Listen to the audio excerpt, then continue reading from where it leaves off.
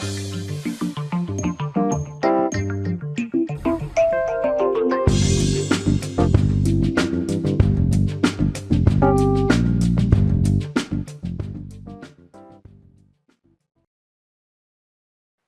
everybody, welcome to the third installment of Thinking Your Way to Chess Mastery on Chess.com. This is International Master Mark Ginsburg, and today we're going to go over a game I played against Grandmaster Leonid Yudasin, a very strong player from the former Soviet Union.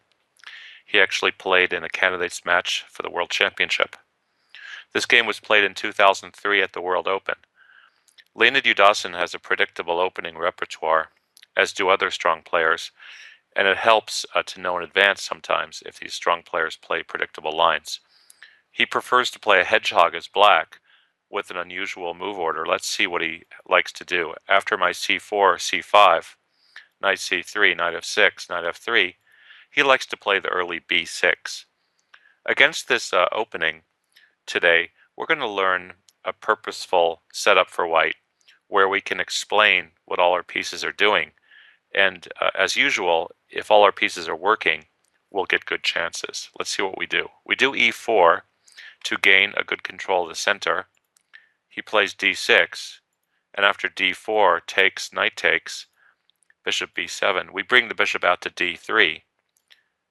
Knight bd7, he's following hedgehog contours. Castles, e6, and this pawn structure is typical of the hedgehog. Black is adopting a wait-and-see attitude, and for white, it's very important that our continued moves from this point result in attacking chances with a clear follow-up. Oftentimes, if white has no clear plan, he runs out of useful moves, and later on, black can organize a pawn break, either with a6 and b5 later, or at some point d5 later, gaining counter chances.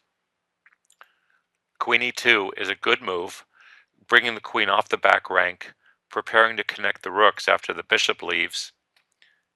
Black develops with bishop e7, and now b3. This is another good move, which sets up a pawn chain that's very solid for the time being, and prepares to move the bishop to the diagonal, where both bishops are latently trained on black's kingside. Because black can't really consider castling queenside in this kind of formation, we know pretty much he's going to be castling kingside, and take steps against that. He does castle kingside. We put the bishop on b2.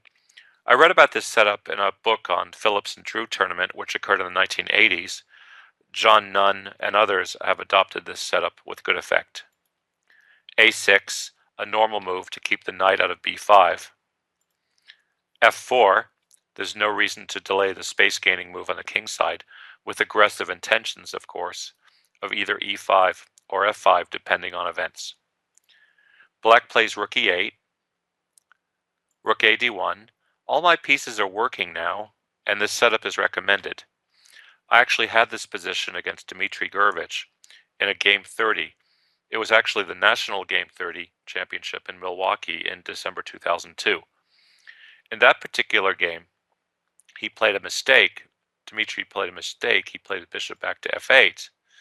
And after bishop to f8, it turns out that white can win with a tactic. He can win with e5.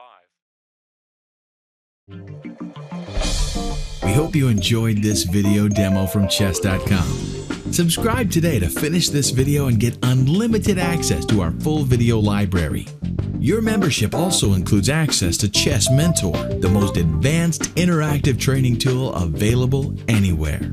You'll also get full access to the Opening Explorer, Tactics Trainer, and much, much more. So sign up today and get serious about improving your game.